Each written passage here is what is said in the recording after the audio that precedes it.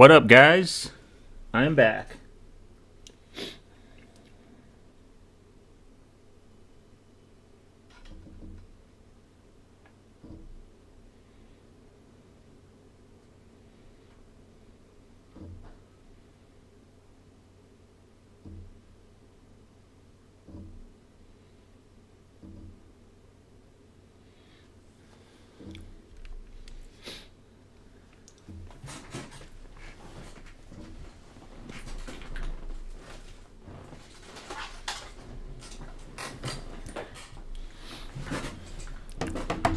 We're going to go back to reading in a minute.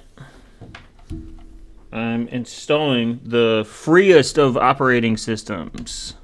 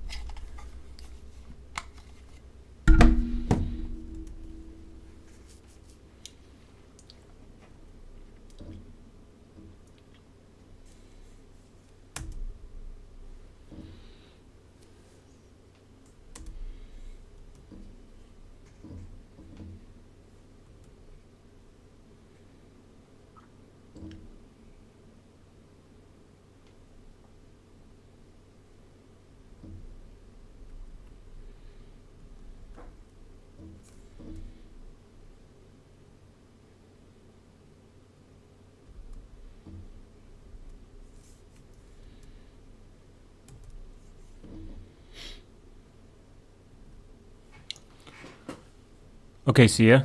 What up, Billy? Thanks for stopping by for 2 seconds.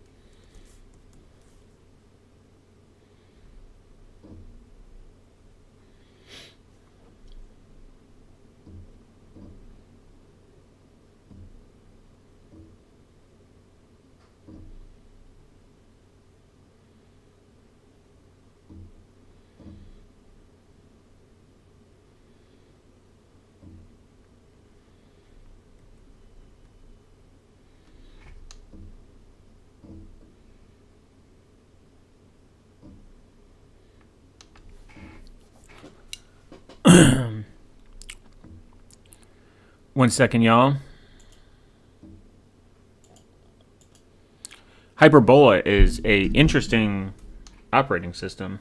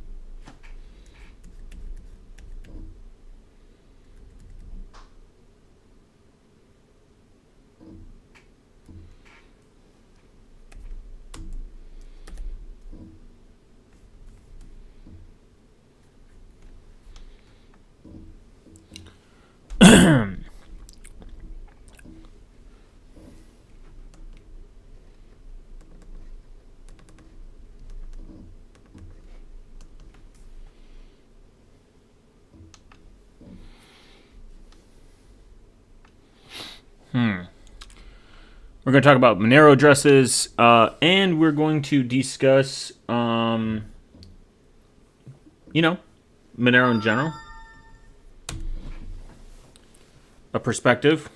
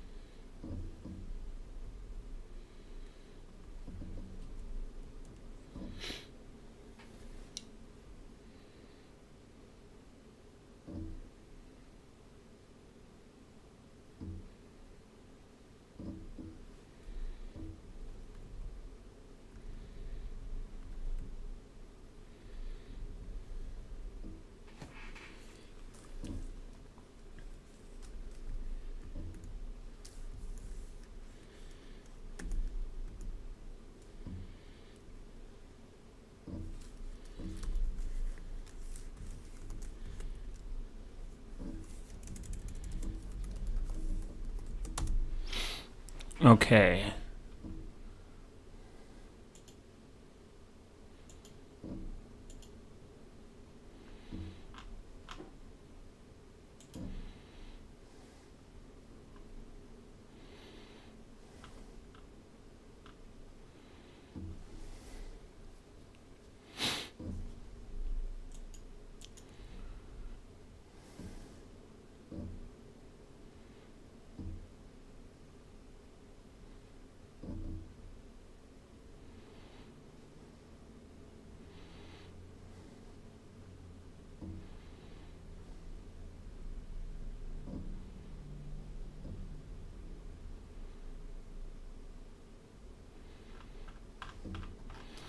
Oh, Hyperbola seems really easy to install, actually. Interesting. Very command-driven, like Gen 2.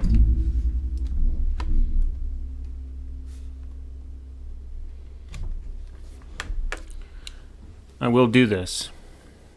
Transquil looks cool, but it's based on Ubuntu, and I hate Ubuntu. One second, guys.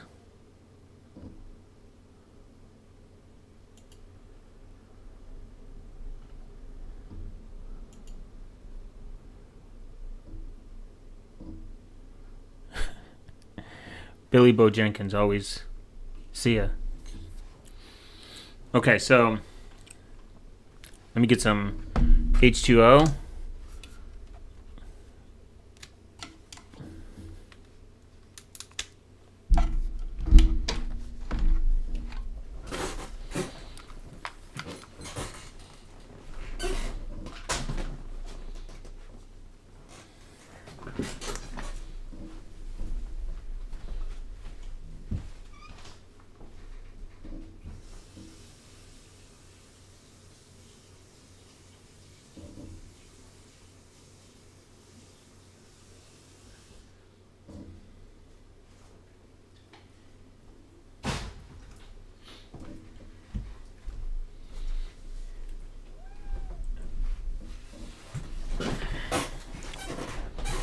All right. Whew.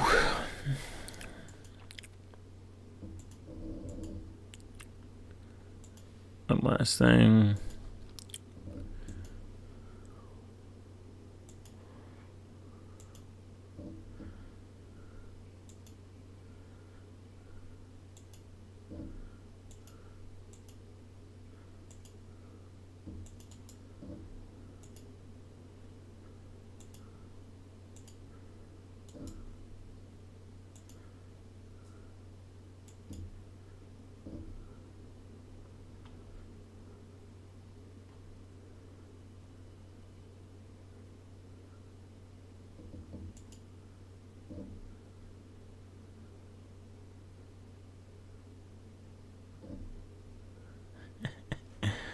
It's funny.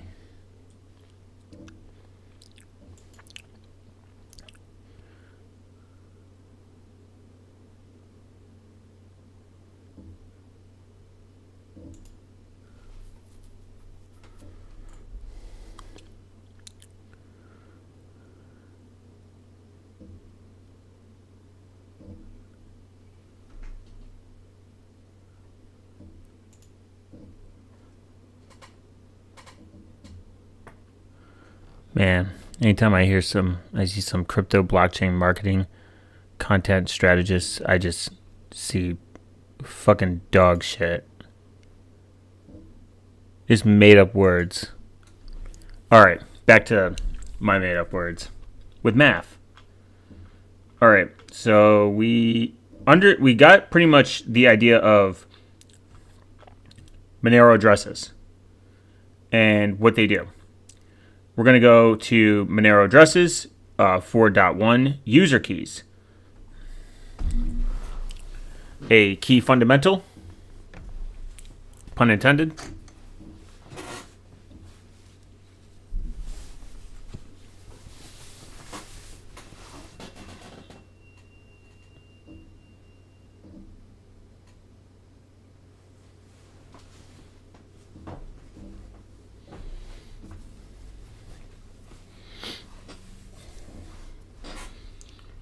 And we're going to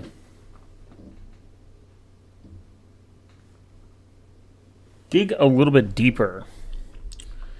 Unlike Bitcoin, Monero has two sets of private and public keys. KV, KV, and KS and KS generate, as described in section 2.3, the address of a user of pair public... Oh, wait. Didn't we get to... Oh, no, we did this already. Subaddresses.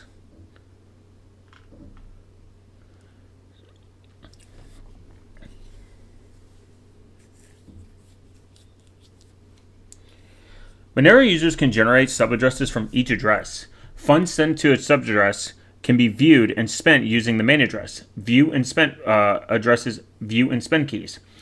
By analogy, an online bank account may have multiple balances corresponding to credit cards and deposits, yet they're all accessible and spendable from the same point of view, the account holder. A very easy way to understand it, I guess. Subaddresses are convenient for receiving funds to the same place where user doesn't want to link his activities by publishing their same address. As well as we see, most observers would have to solve the DLP to determine a given subaddress is derived from any particular address. This is very useful. They are also useful for differentiating between received outputs. For example, if Alice wants to buy an apple from Bob on a Tuesday, Bob could write a receipt describing the purchase and make that subaddress for that receipt. Then ask Alice to use that subaddress when she sends him the money. This way, Bob can associate the money he received with the apple he sold. We explore another way to distinguish between received outputs in the next section. Bob generates his ITH subaddress 1I-12 from his address pair of public keys. KSI equals KS plus HN KVIG. KVI equals KVSI.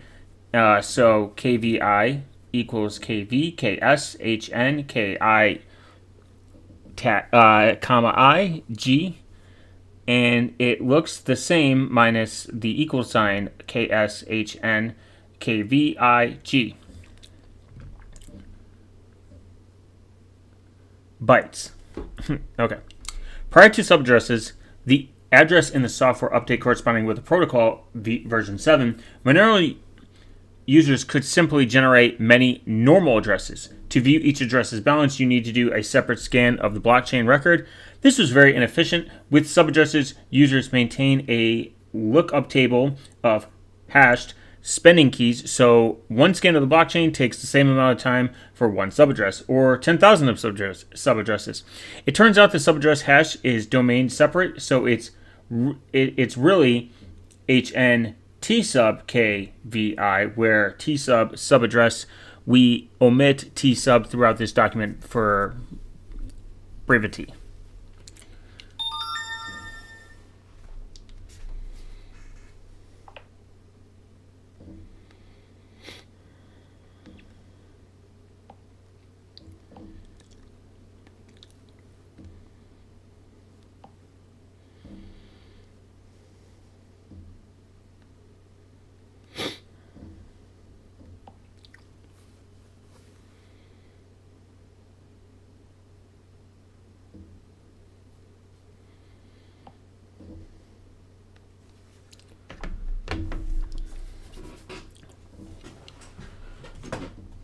Oops.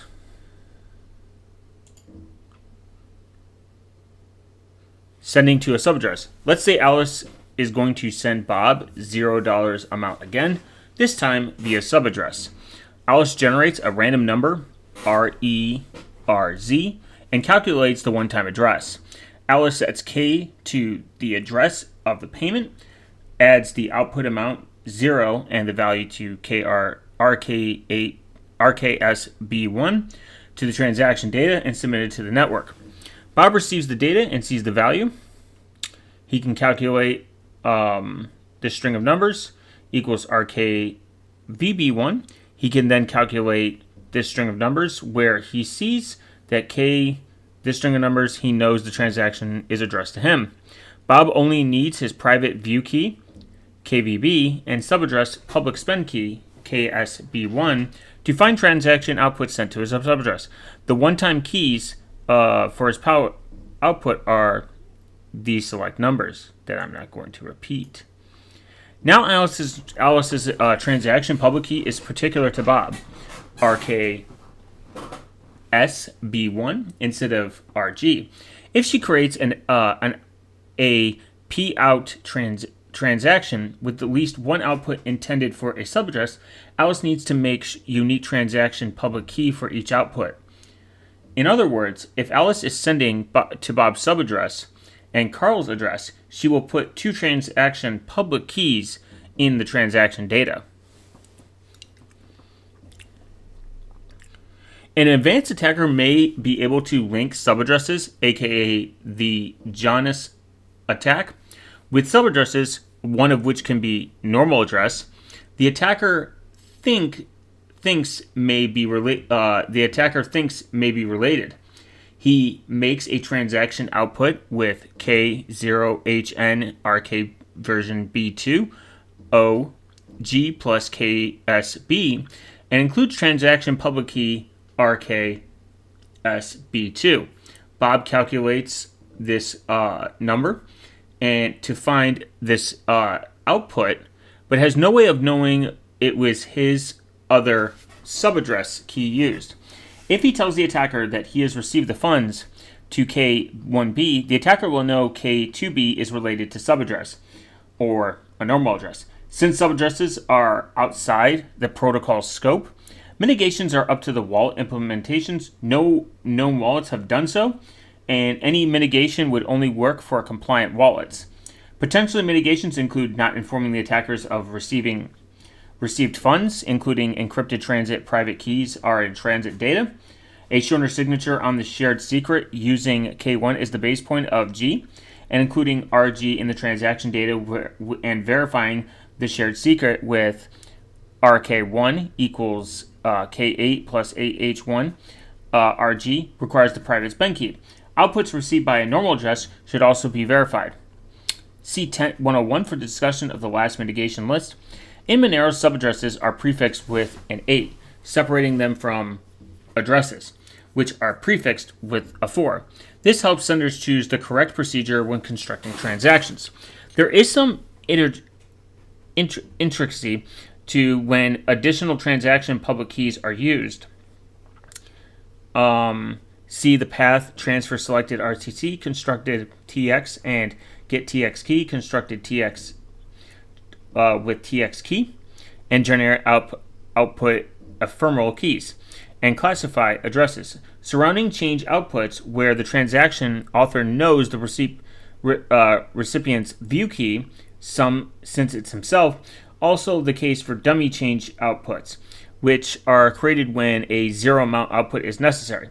Since the author generates those addresses, whenever there are at least two non-change outputs, at least for one of the recipients is a subaddress, proceed in the normal way explained above. A current bug in the core implementation adds an extra transaction public key to the transaction's data. Even if beyond the additional keys, this is not used for anything. It just changes the output to output is to a subaddress or two different between the outputs they received. A recipient can request the senders include a payment ID transaction data. For example, if Alice wants to buy an apple from Bob on a Tuesday, Bob would write a receipt describing the purchase, ask the Bob include the ID number. When she sends him the money, this way Bob can associate the money he received with the apple he sold. At one point, senders could communicate payment IDs in clear text, but manually include the IDs in the transactions is inconvenient. And clear text is a private hazard for recipients who might inadvertently expose their activities. In Monero, recipients can integrate payment IDs into their address and provide those integrated addresses containing KVKS payment ID.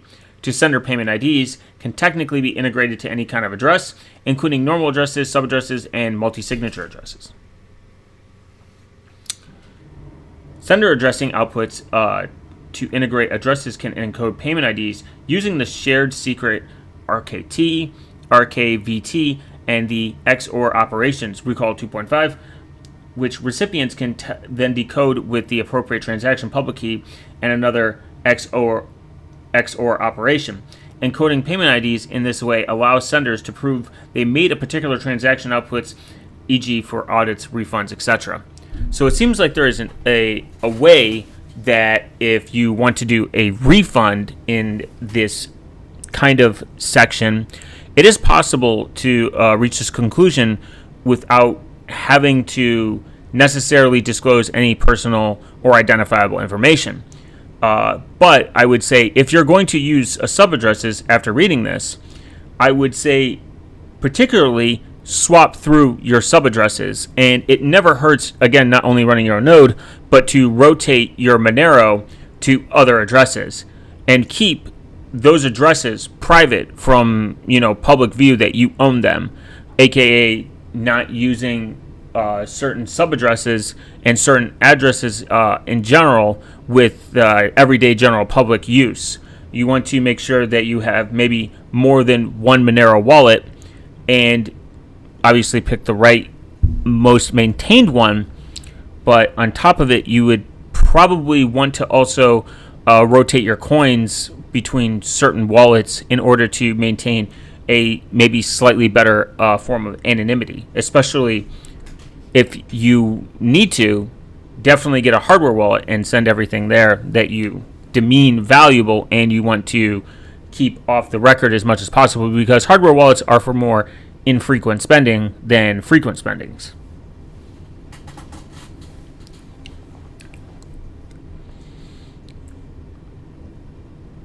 Encoding. The sender encodes the payment ID for the inclusion of transaction data. KMask equals HN RKVI PIG PID tag. KMask reduces the bit length to payment ID, encoded payment ID, XOR payment ID. There is just one non-changing output, and it's to a subaddresses. The only one transaction public key is created in the formation, in the former case. The transaction public key is RG, and the change one-time key is subaddress index 1. Using C subscript to denote the change keys.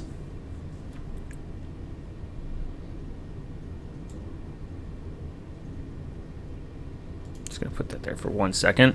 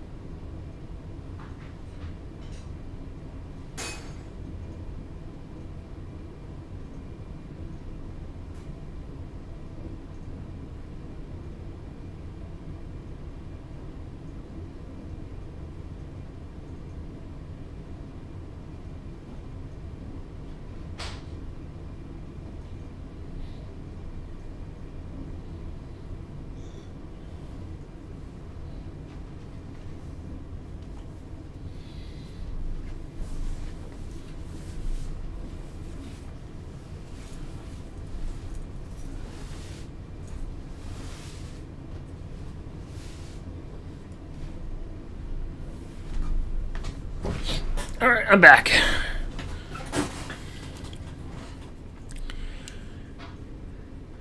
KO equals HN, KVC, GT, G plus KSC1. Using this normal view key and subaddress suspend key, in the latter case, the transaction public keys RKV1 is based off the subaddress's view key, and the chances of one-time key K0 HN KVC string of pretty much string of numbers. These details help mingle a portion of subaddresses transactions amongst the more common normal addresses transactions, and two output transactions, which compose around 95% of transactions volume of this writing. Currently, Monero implementations only support one payment ID per transaction, regardless of how many outputs it has. Payment ID, interesting. These long-form 256-bit clear text payment IDs were deprecated in version 0.15 of the core software implementation concomitant with protocol version 12 in November of 2019. While other wallets may still support them and allow their inclusion in transaction data, the core wallet will ignore them. Maybe people should use the core wallet. Within the author's knowledge, integrated addresses have only ever been implemented for normal addresses, since an observer can recognize the difference between transactions with and without payment IDs. Using them is thought to make the Monero transaction history less uniform. Because of this, since protocol version 10, the core implementation adds a dummy encrypted payment ID to all two output transactions. Decoding one will reveal all zeros. This is not required by the protocol, just best practice. And Monero payment IDs for integrated addresses are conventionally 64 bits long.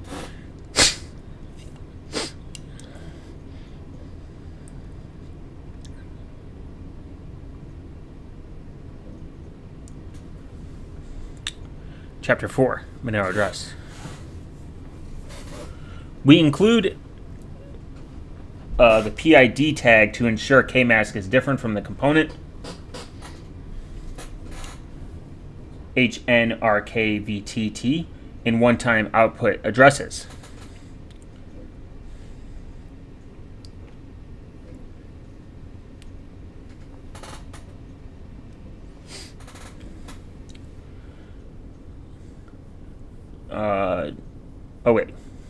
Whichever recipient the payment ID was created for can find it using view key and transaction public key RG. Similarly, senders can decode payment IDs they have previously encoded by recalculating the shared secret. Multi-signature addresses. Sometimes it is useful to share ownership of funds between different people and addresses. We dedicated Chapter 9 to elaborating on this topic. In Monero, the PID tag encrypted payment ID tall equals 141.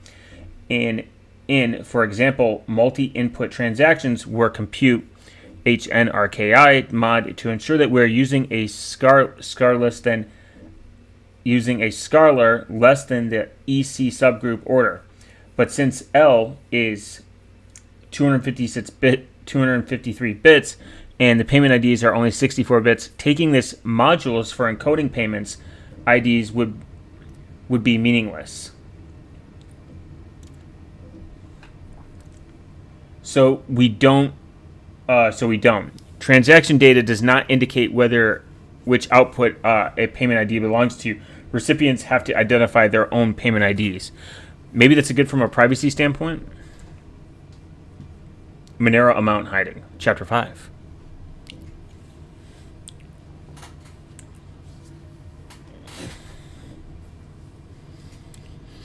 In most cryptocurrencies like Bitcoin, transactions output notes, which gives spending rights to the amounts of money.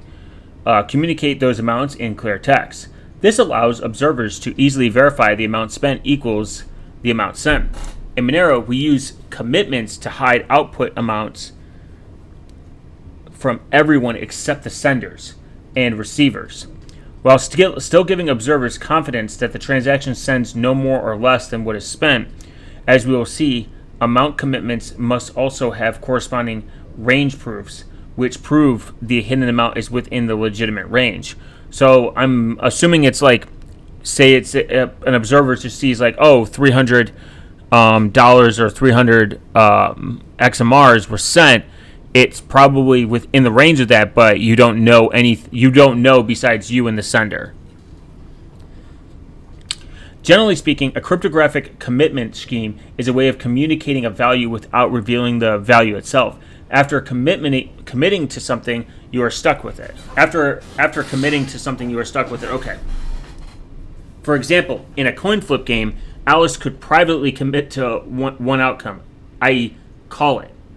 By hushing her committed value with the secret data and publishing the hash, after Bob flips the coin, Alice declares which value she commits to and proves it by revealing the secret data.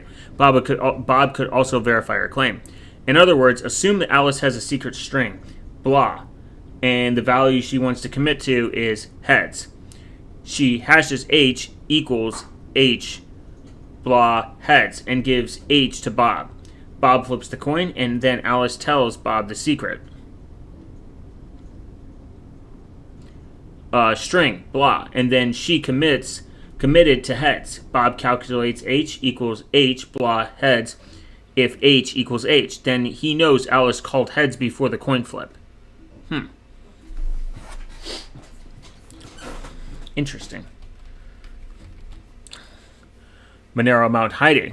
Alice uses the so-called salt, blah, so Bob can't just guess H heads and then H tails before his coin flip and figure out she's committed to heads. Pedersen commitments. A Pedersen commitment is a commitment that has the property of being additively homomorphic. If C, A, and C, B denote the commitments for values A and B respectively, then C, A plus B, equals CA plus CB. This property will be useful when committing transaction amounts, as one can prove, for instance, that inputs equals outputs without revealing the amount at hand. I think we talked about this at one point on the stream.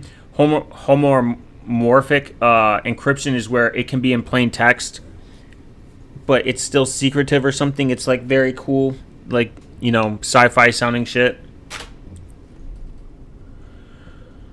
Fortunately, Pedersen commitments are easy to implement with elliptic curve cryptography, as the following holds trivial. AG plus BG equals A plus BG. Clearly, by defining a commitment simply as C equals AG, we could easily create cheat tables of commitments to help us recognize common values of A. To obtain this theoretic privacy, one needs to add a secret blinding factor and another generator H, such as it is unknown for which the value of Y the following holds. H equals YG. The hardness of the discrete logarithm problem ensures calculating Y from H is infeasible. We can then define the commitment of value A as to C R A equals RG X. Wait, that's X. The value as C X A equals XG plus AH, where R is the blinding factor, aka mask, that prevents observers from guessing it. Commitment is information theoretically private because there are many possible combinations of R and A that would output the same C. If R is truly random, an attacker would have to literally have no way. If R is truly random, an attacker would literally have no way of figuring out A. I think.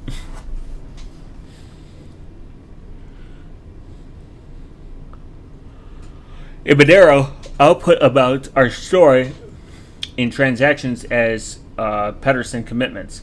We define a commitment to an output amount B as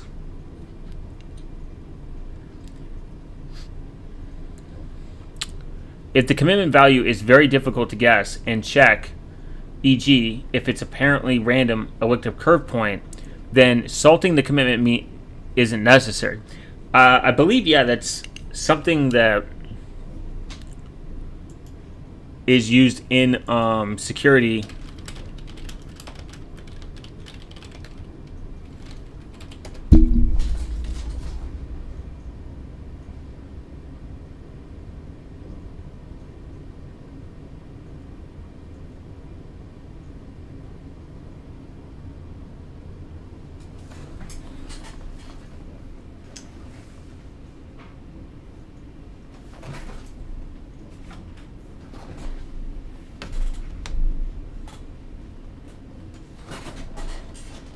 Let's see.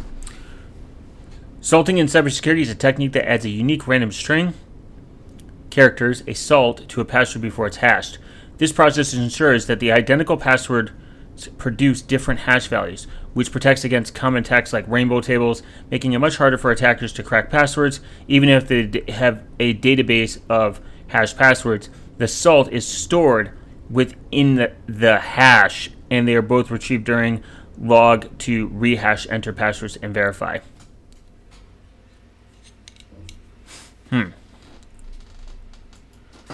Unique salt for each user. A unique random salt is generated for every user's password. Combining password and salt, the user's password is unique and salts are combined into a single string. Hashing, this combines the string, is then run through a one-way hashing algorithm like bcrypt to produce hash value. Storing the data of the salt is then resulting hashes are stored together in the database. The salt does not need to be encrypted because it is designed to be public. Its purpose is to add randomness to the hashing process. Verification, when a user logs in and the system retrieves a stored salt for that user, combines it with the password user has entered and generates a new hash. This hash is then compared to the stored hash. Defeats rainbow tables and protects against identical passwords. Good to know. Good to understand.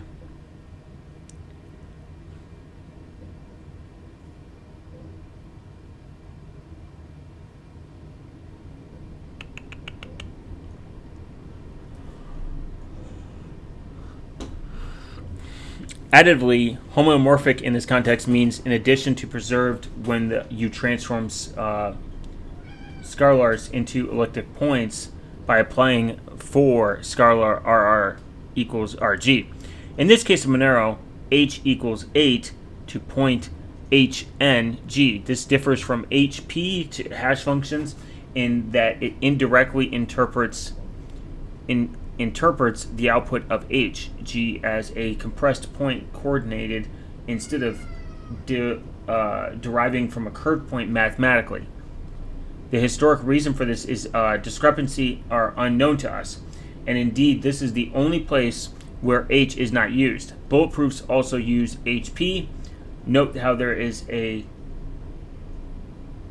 think that's a times *8 operation to ensure that the resilient point is in our subgroup. H also does that. Basically, there are many R and A such that RAY equals R plus A. A commitment knows one combination, but an attacker has no way of knowing which one. This property is known as perfect hiding. Furthermore, even the commitment can't find another combination without solving the DLP for Y, a property called computational binding.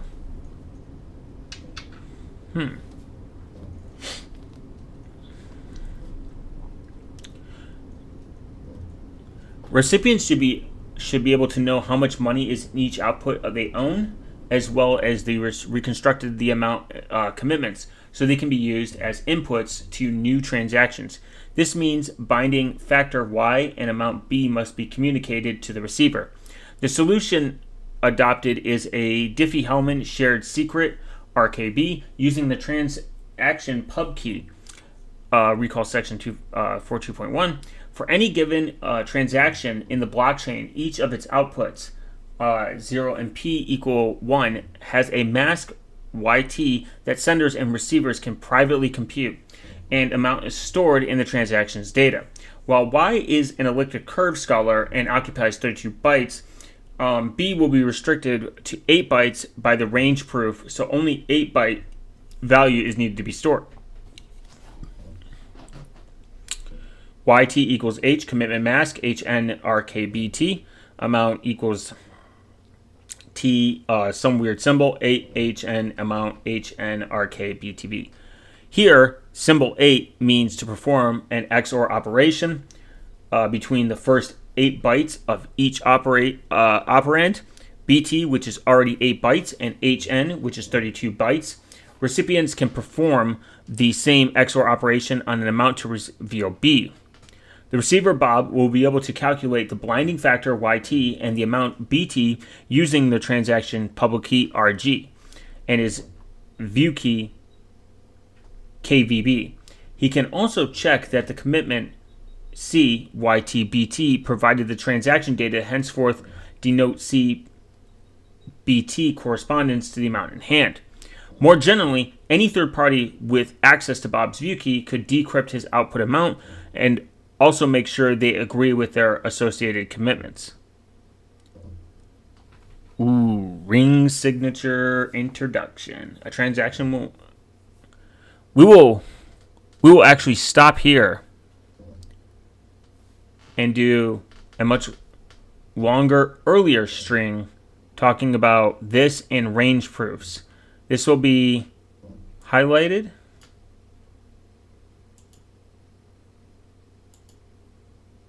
and saved.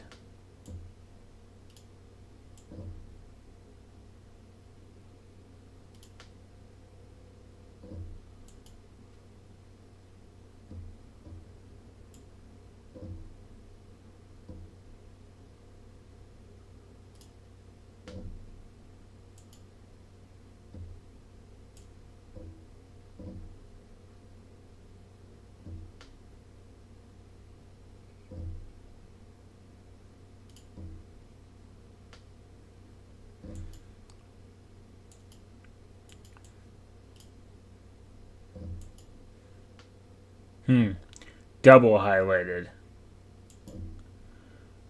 We'll be back and we'll do more reading on this in the next video. I appreciate everyone stopping by, and you have